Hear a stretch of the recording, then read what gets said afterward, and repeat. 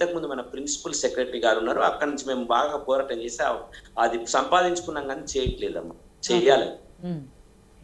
So Pashupati గారు, ఫైనల్గా మీరు చెప్పండి. ఇన్ని వర్షన్స్ విన్నారు, పార్టీల వాళ్ళవి అండ్ సాదిక్ గారు చెప్పిన విషయాలు, అక్కడ పోలీసులు చెప్తున్న విషయాలు అండ్ మీ అనాలిసిస్ మొత్తం ఓవరాల్గా ఈ విషయంలో మీకు ఏమర్థమైంది?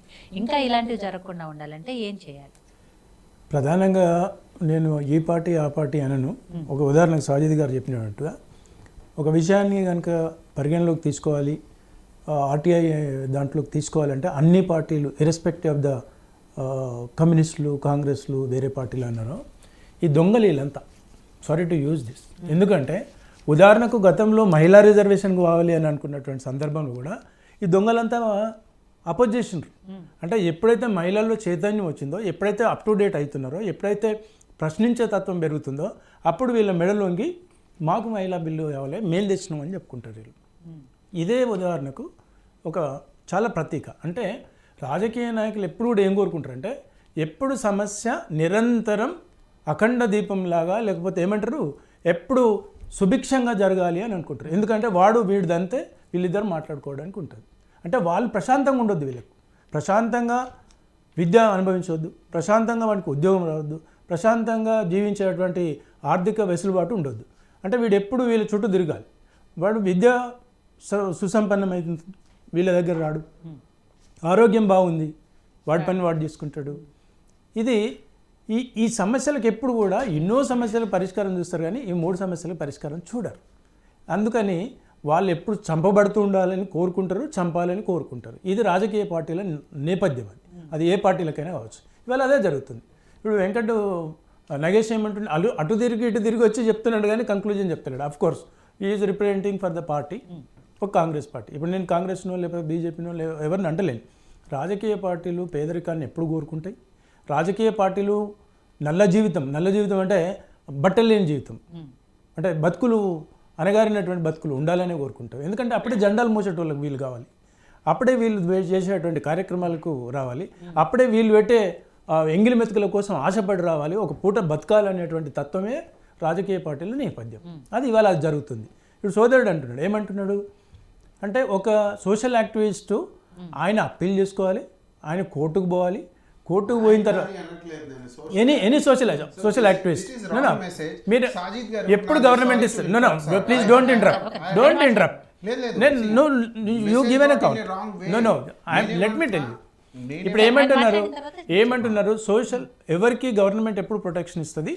వాళ్ళు కోర్టు నుండి జ్యుడిషియల్లో డైరెక్షన్స్ ఇచ్చినప్పుడే వస్తుంది.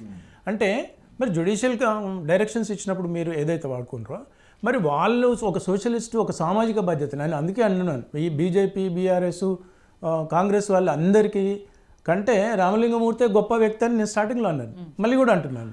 ఎందుకంటే ఆయనకు ఉన్నటువంటి సామాజిక స్పృహ మీకెందుకు లేదు అని అడుగుతున్నాను.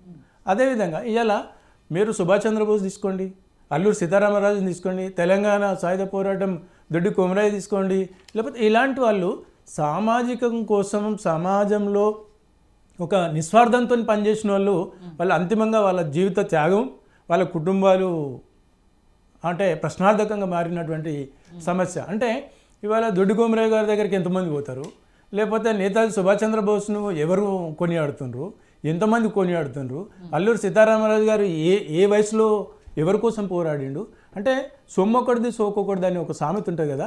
అంటే వాళ్ళ ప్రాణత్యాగాలు వాళ్ళవి, వాళ్ళు చేసేటువంటి సామాజిక బాధ్యత వాళ్ళది. దాని మీద వీళ్ళు పునాదులు వేసుకొని రాజకీయ పబ్బం గడుపుకునేటువంటి వాళ్ళ వ్యక్తిత్వం, వాళ్ళ మనోభావం, వాళ్ళ నిజస్వరూపం.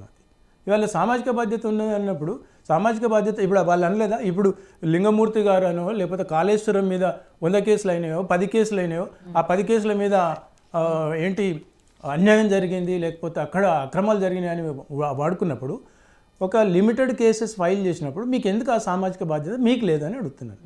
ఎందుకు మీరు ఆయనకు ఓకే, మీరు ఆ గ్రామంలో కాంగ్రెస్ వాళ్ళు ఉండొచ్చు, ఆ పక్క మండలంలో ఉండొచ్చు, ఆ శాసనసభ్యునికి ఉండొచ్చు, అరే మనకు ఒక నిస్వార్థంతో పనిచేసిండు, మరి ఆయన కూడా ఆ శాసనసభ్యుడు కూడా మాట్లాడి ఉండొచ్చు ఏమని కాళేశ్వరం మీద అక్రమం జరిగిందని. మరి అడిగినప్పుడు నువ్వు ఏ ప్రాతిపదికన నువ్వు వాళ్ళకు గైడ్ చేయలేదు, ఎందుకు మరి ప్రొటెక్షన్ వచ్చి ఉంది? ఇప్పుడు మీకు అంటే హత్య జరిగిన తర్వాత అన్నీ అప్డేట్ ఉంటాయి, అన్నీ అప్పుడు తీసుకుంటారు, ఎందుకంటే మనం టీవీలో ముందు మాట్లాడుకోవాలి కాబట్టి. అంతకుముందు ఎందుకు మాట్లాడుకోరు మరి? అంటే అది చర్చ అవసరం లేదు. చర్చ అవసరం ఎందుకంటే చూస్తారు తమాషా. ఓకే, వాడు కొట్లాడుకుంటే పెద్ద మనిషిని మధ్యలోకి వస్తారు కదా. ఇప్పుడు అసలు పోలీస్ స్టేషన్కే పోడు, కొట్లాటే జరగదంటే పోలీస్ స్టేషన్ ఎందుకు? అట్లా కొట్లాటకు మధ్యన పోలీస్ స్టేషన్కి మధ్యన ఇట్లాంటి వాళ్ళు అంటే ఏం చూపిస్తలేను మాట్లాడేటువంటి రాజకీయ నాయకుల గురించి. అంటే ఎప్పుడు కూడా ఏం కోరుకుంటున్నా అంటే ఈ రాజకీయ నాయకులు ఇప్పుడు కదండి, ఇక భవిష్యత్తులో కూడా మారరు, వాళ్ళ నేపథ్యం మారదు. వాళ్ళు ప్రజల శాంతిని కోరుకోరు, వాళ్ళ ప్రజల యొక్క సుభిక్షాన్ని కోరుకోరు. ఎస్పెషల్లీ ఇప్పుడున్నటువంటి ఈ సమాజంలో వాళ్ళు ఎంత అశాంతిగా బ్రతికితే వీళ్ళకి అంత చేతి నిండా పని ఉంటుంది. ఇవాళ వీళ్ళకి ఎందుకు పని ఉందంటే వాడు పాపం సామాజిక బాధ్యతతో పెట్టిండు, సరే ఏదో రీజన్తో వీళ్ళు ట్యాగ్ చేస్తున్నారు, అది తర్వాత తెలుస్తుంది. అంటే నేను కాంగ్రెస్ పార్టీని అభాండం వేయట్లేదు, అది రాజకీయ పార్టీల నేపథ్యం అది అంటున్నాను. ఏదేమైనప్పటికీ కూడా నేను అందుకే మళ్ళీ కూడా ఇంతకుముందు చెప్పినా మళ్ళీ కూడా చెప్తున్నాను, మీ సామాజిక బాధ్యత మీ కుటుంబాల కోసం చేయండి. మీ సామాజిక బాధ్యత ఈ పార్టీలకు బెనిఫిట్ అయ్యేటువంటి కార్యక్రమాలు మీరు చేయకండి. మీ సామాజిక బాధ్యత మీ రాజకీయ ప్రాబల్యం గడపాలి అంటే మీకు ఉన్నటువంటి మీ పైన ఉన్నటువంటి రాజకీయ నాయకులకు ఉపయోగపడేటువంటి బాధ్యత సామాన్య కార్యకర్తలు చేయొద్దు. మీ కుటుంబాలు విచ్ఛిన్నం కావద్దు. మీరు ప్రజాక్షేత్రంలో వాళ్ళు ఏ విధంగా అయితే దోబూచులాట ఆడుకొని అక్రమ సంబంధాలు ఉంటాయో మీకు కూడా అలాగే ఉండండి. నిస్వార్థంగా ఉంటే మీ కుటుంబాలు మీరు సంక్షేమంగా ఉంటారు. సారీ, నాదేంటంటే నేను ఎంత రిలవెంటో అది అవగాహన ఉంచుకొని మాట్లాడతాను. నేను విజిల్ బ్లో